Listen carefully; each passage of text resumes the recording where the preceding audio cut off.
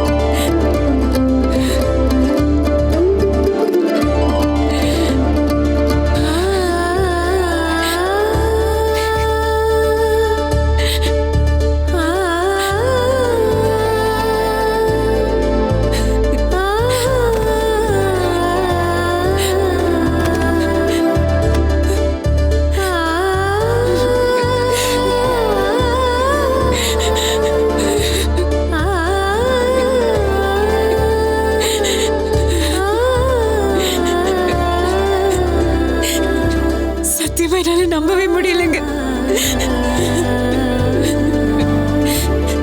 நீங்க போன்ல இப்படி பேசினதும் நான் நொறுங்கி போயிட்டேங்க. வீட்டுல என்ன ஒதுக்கி வச்சுட்டாங்க. நீங்களும் என்ன புரிஞ்சுக்கல. இனிமே என் வாழ்க்கையில எந்த அர்த்தமும் இல்லைன்னு நினைச்சிட்டு இருந்தேன். படிக்கட்டுமா? +2 எக்ஸாம் எழுதட்டுமா? நான் உங்ககிட்ட ஃபோனில் பேசுனதுக்கு அப்புறமா யோசிச்சு பார்த்தேன். புருஷங்காரன்றவன் பொண்டாட்டியுடைய ஆசையும் கனவையும் நிறைவேற்றி வைக்கிறவனா இருக்கணும். கண்டிப்பா உனக்கு நான் ஒரு நல்ல புருஷனா இருப்பேன்.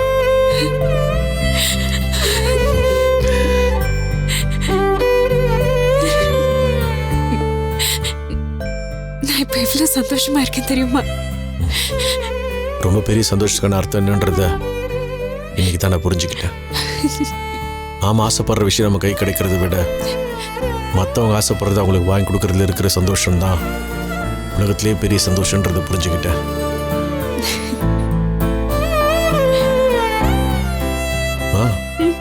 படிச்சுட்டு புக் எழுதி பழகுமா? என் நெஞ்ச கீறி கீறி ஓட்ட போட்டுற போல இருக்க. பிடிக்கலையா? பிடிச்சிருக்கு, ஆனா அதுக்காக இவ்வளோ கீரணுமா? கீரல, எழுதுனேன். எழுதுனியா? என்ன எழுதுன? நீங்க கண்ணு மூடுங்க.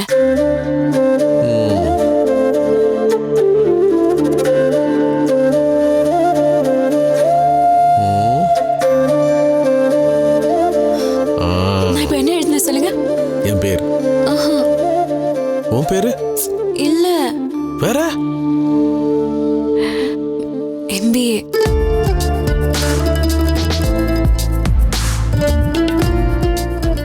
என் மனசு பூரா இப்ப இதுதாங்க இருக்கு. என்னால முடியும்ல தமிழ்? நிச்சயமா முடியும் சரஸ்வதி.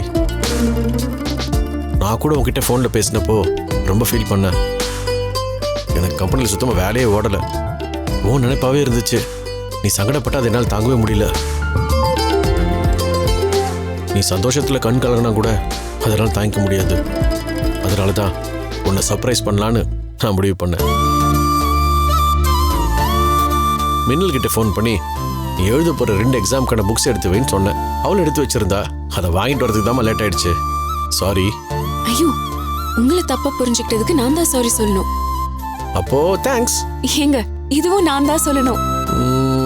அப்போ யூ ஆர் வெல்கம்.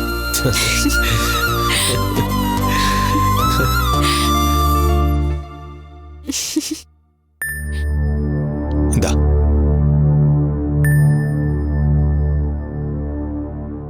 ஏங்க, அத்தை என்ன சொன்னாலும் நீங்க அதுக்கு சரின்னு மட்டும் சொல்லுங்க. நீதான் பக்கத்துல இருக்க போறல, அப்புறம் எனக்கு என்ன பயம்? நல்லா தான் போய் சொல்றீங்க. நீ வேணா வந்து பாரு. அதெல்லாம் வேணாம், நீங்க போங்க. அத்தை பார்த்த டென்ஷன் ஆவாங்க. சொல்லுங்க பாய். தமிழ் லோடுன்னு வரல, அதான் கொஞ்சம் டென்ஷனா இருக்கு. பாய், நீங்க ஒன்றும் கவலைப்படாதீங்க. நான் அம்மா கிட்ட தான் உங்களோட விஷயமா பேச போயிட்டு இருக்கேன். பேசிட்டு என்ன எதுன்றது உங்களுக்கு அப்டேட் பண்றேன். நீங்க சொன்னா சரிதான் தமிழ். ஏனுங்க, நானும் வரேன். சரி வா.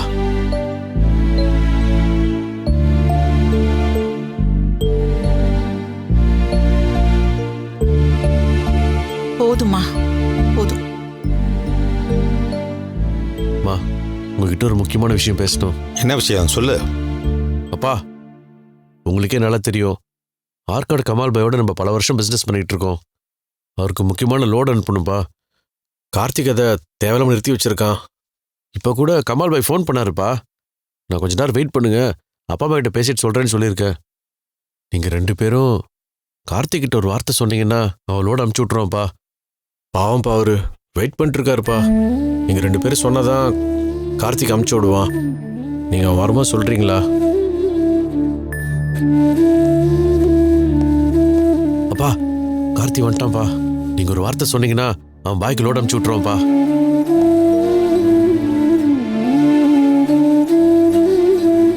கார்த்தி, ஒரு நிமிஷம் வா, உனக்கு தான் வெயிட் பண்ணிருக்கோம். அப்பா சொல்லுங்கப்பா.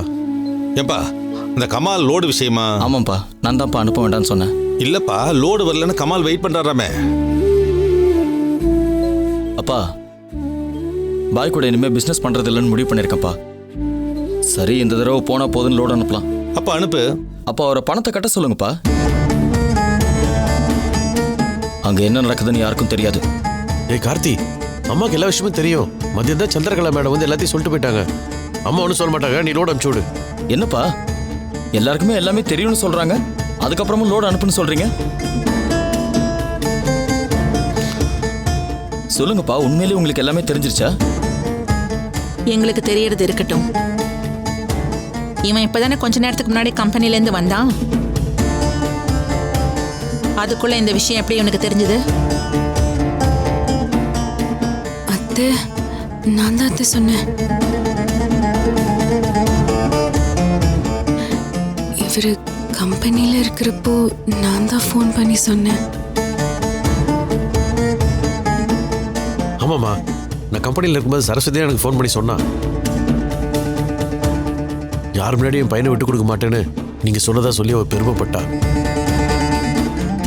எனக்கும் கேட்கறதுக்கு ரொம்ப சந்தோஷமா இருந்துச்சுமா.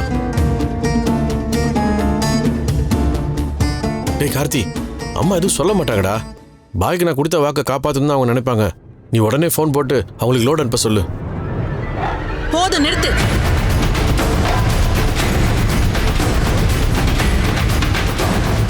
என்ன நினைச்சிட்டு இருக்க உன் மனசுல? என்ன பார்த்தா உனக்கு எப்படி தெரியுது? யார கேட்டு இந்த மாதிரி ஒரு முடிவு எடுத்த நீ? இத்தனை வருஷத்துல இந்த மாதிரி ஒரு தப்ப ஒரு தடவை கூட பண்ணதில்லை நீ. இப்ப பண்றேன்னா அதுக்கு என்ன அர்த்தம்? ஏற்கனவே தான் கல்யாணத்துல ஒரு பெரிய தப்பு பண்ணிருக்கோம். அப்புறம் என்ன, நம்மளுக்கு தான் தப்பு பண்றதுக்கு லைசன்ஸ் கிடைச்சிருச்சேன்னு விடாம தப்பு பண்ண ஆரம்பிச்சிட்டியா? உன் சொந்த செலவுக்கு கம்பெனி பணத்தை எப்படி கடனா வாங்கலாம்? கேட்டா அதான் அம்மா மன்னிச்சிட்டாங்களே, இனிமே என்ன லோடு அனுப்புன்னு சொல்ற?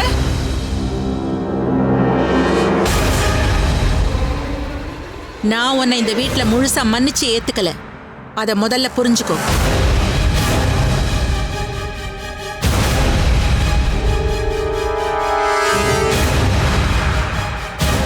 நான் உன்னை வீட்டுக்குள்ள விட்டதும் கம்பெனியில சேர்த்துக்கிட்டதும் மேல மேல பெருசா தப்பு பண்றதுக்கு இல்ல.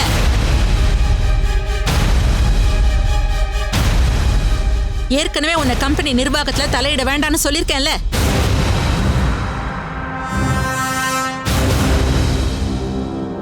இதுல கார்த்தி சொல்றதுதான் கரெக்ட்.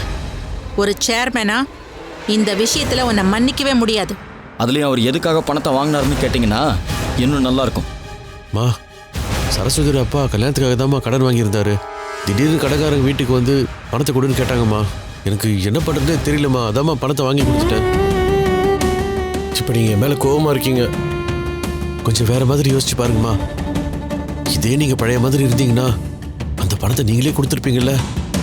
பண்ண தப்புக்கு 1000 காரணம் சொல்லி நியாயப்படுத்தலாம். ஆனா அந்த தப்ப பண்ணாம இருக்கிறதுக்கு பேர் தான் நேர்மை.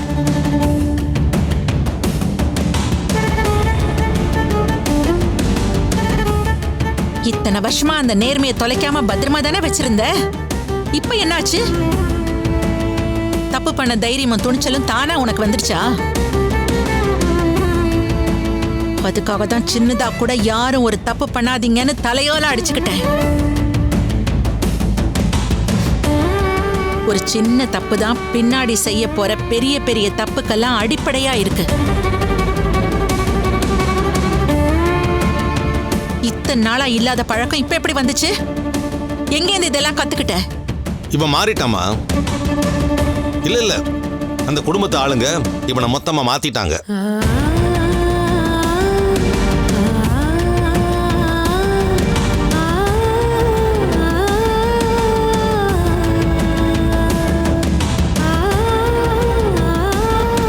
எப்ப மாமனார் வீட்டு கடன் அடைக்கிறதுக்காக சொந்த கம்பெனியில கை வைக்க ஆரம்பிச்சிட்டானோ அப்பவே இவன் நம்ம கையை விட்டு போயிட்டானு அர்த்தம். மாமா, தயவு செஞ்சு அப்படி சொல்லாதீங்க. எங்க வீட்ல யாருமே பண உதவி பண்ணுங்கன்னு கேட்கல. மனசு கேட்காம இவராதான் பணத்தை கொடுத்து வீட்டை மீட்டாரு. அப்ப கூட எங்க அப்பா இந்த பணத்துக்காக பத்திரத்தை வச்சுக்கோங்கன்னு கொடுத்துட்டு தானே போனாரு. இதுதாங்க உங்ககிட்ட இருக்கிற பிரச்சனையே. உங்களுக்கு அந்த வீட்டு பத்திரம் வேணான்னா கடன்காரங்கிட்டே நேர்ல போய் கொடுத்துருக்கலாமே. எதுக்கு இப்படி சுத்தி வளைச்சு மூக்க தொடணும்? கார்த்தி, ஏற்கனவே பிரச்சனை பெருசாயிட்டே போகுது. நீ கொஞ்சம் அமைதியா இருக்கலாம். பாரு, கம்பெனி விஷயத்துல நான் யாருக்காகவும் காம்ப்ரமைஸ் ஆக முடியாது. மாமா அவ்வளவு தூரம் கேக்குறாருல, இந்த ஒரு தடவை மட்டும் லோடு அனுப்புனா என்ன? இப்பதானே சொன்னேன், நான் கம்பெனி விஷயத்துல யாருக்கும் காம்ப்ரமைஸ் ஆக முடியாது. கார்த்திக், அப்பா, ஏற்கனவே இதே பாய் விஷயத்துல ஒரு பிரச்சனை வந்துச்சு. நான் ஒரு கருத்து சொன்னேன், அவர் ஒன்று சொன்னாரு. அன்னைக்கு அம்மா கிட்ட கேட்டப்ப 2 பேர் எடுத்த முடிவும் கரெக்ட்னு சொன்னாங்க. இப்போ நான் பாய்க்கு லோடு அனுப்பக்கூடாதுன்னு முடிவு பண்ணியிருக்கேன். இதுக்கு என்னம்மா நீங்க பதில் சொல்ல போறீங்க?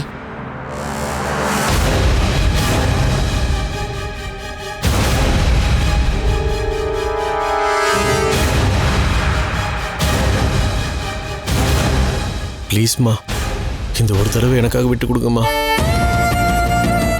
அம்மா, நான் தப்பு பண்ணிட்டேம்மா. அதை மன்னிச்சு எனக்காக ஒரு தடவை உதவி பண்ணுங்கம்மா. பாய்க்கு நான் வாக்கு கொடுத்துருக்கேம்மா. கொடுத்த வாக்கு காப்பாத்துறேன்னா அதை விட பெரிய கொடுமை எதுவும் இல்லைம்மா. ப்ளீஸ்மா. மா, நாம போடுற ரூல்ஸை நாமளே மீறக்கூடாதுன்னு நீங்களே சொல்லியிருக்கீங்கம்மா. அவர் கம்பெனி ரூல்ஸை மீறி இருக்காருமா. மா, இந்த ஒரு தடவை அவனை லோடு அனுப்ப சொல்லுங்கம்மா. ப்ளீஸ்மா. அப்படி அனுப்புனா அந்த 20 லட்சத்துக்கு யாருமா பொறுப்பு?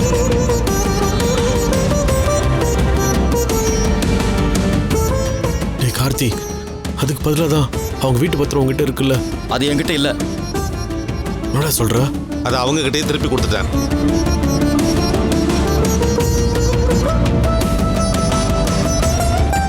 ஆமாம்மா, அவங்க கல்யாணத்துக்காக கடன் வாங்கினேன்னு சொன்னாங்க. நாளைக்கு நம்மளை யாரும் விரல் நீட்டி குத்த சொல்லிடக்கூடாது பாரு. அதனால தான் அந்த பத்திரம் நம்மகிட்ட எதுக்காக இருக்கணும்னு அவங்ககிட்டே திருப்பி கொடுத்துட்டேன். எப்படி கல்யாணத்துக்காக போட்ட நகையை நீ கழட்டி கொடுக்க சொன்னியோ அதே போல தாம்மா இதுவும். நாளைக்கு அடமான வச்ச பத்திரத்தை ஏமாத்திட்டாங்கன்னு சொல்லிடக்கூடாது பாரு. பா, என்ன பண்ணீங்க? சரிப்பா, இந்த கல்யாணத்தோட செலவு எவ்வளோ இருக்கும்னு நினைக்கிறீங்க? இப்போ எதுக்குப்பா அதெல்லாம்?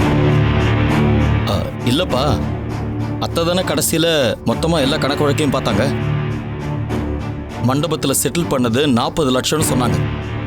அதோட இந்த 20 லட்சத்தையும் சேர்த்து 60 லட்சம் கணக்கு எழுதி முடிச்சுட்டோமா?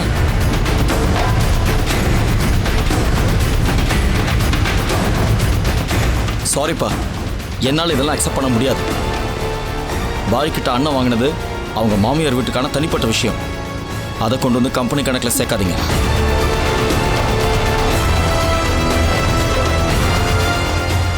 அவனாச்சு பாயாச்சு, அதுக்கும் கம்பெனிக்கும் எந்த சம்மந்தமும் இல்லை. ஏய் கார்த்தி, இது கொஞ்சம் கூட சரியில்லை. அவர் எப்படி அவ்வளவு பெரிய அமௌண்ட்டுக்கு பொறுப்பேற்றுக்க முடியும்? அப்போ ஒரு மாமனார் வீட்டுக்கு வாங்கின மளிகை சாமான கூட கம்பெனி தான் பொறுப்பேற்றுக்கணுமா? அப்படி கேட்டா நான் ஆமான்னு தான் சொல்லுவேன். வசு, ஒன்னும் தெரியாம சும்மா வாய்க்கு வந்தபடி உளறிட்டு இருக்காத. பின்ன என்ன கார்த்தி, அவரை போய் கடன் அடைக்க சொல்ற? அவர் என்ன தனியா சம்பாதிக்கிறாரா?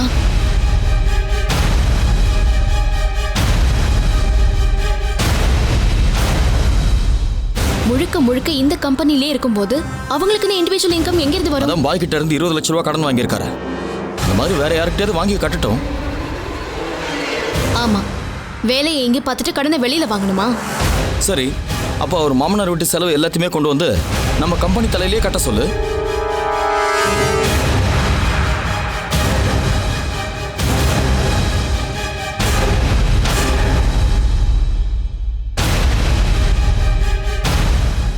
ஏற்கனவே கல்யாண கடன் 40 லட்சத்துல பாதி அவங்க தரணும். எனக்கு என்னன்னு போயிட்டாங்க. அது தர்ம கணக்கு தான். இதுக்கப்புறம் அவங்க வீட்டில் 2 பேர் இருக்காங்க. அவங்க கல்யாணத்துக்கும் கடன் வாங்க சொல்லு, கம்பெனியே கட்டும். கார்த்தி, நீ ஏன் இப்படி பேசுற? எல்லாரும் அமைதியா இருக்கீங்களா?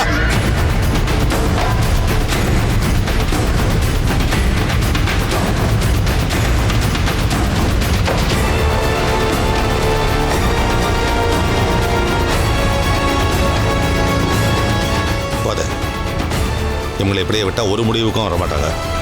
எல்லாத்தையும் பார்த்துட்டு தானே இருக்க. இந்நேரம் நீ ஒரு முடிவுக்கு வந்துருப்பில்ல, அது என்னன்னு சொல்லு. ஆமா, நான் ஒரு முடிவுக்கு வந்துட்டேன்.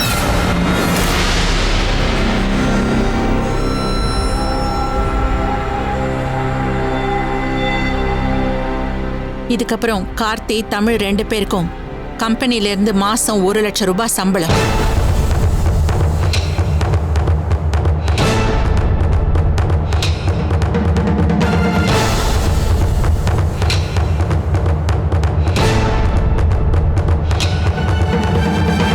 சொல்றதான் கரெக்ட். கம்பெனி பேர்ல ஆளாளுக்கு கடன் வாங்கி செலவு பண்ணா நிர்வாகமா இருக்காது.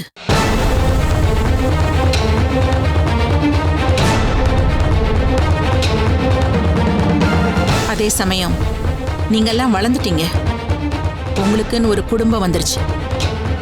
அப்போ உங்களுக்குன்னு ஒரு செலவு இருக்கும்ல, அதுக்கு தான் இது.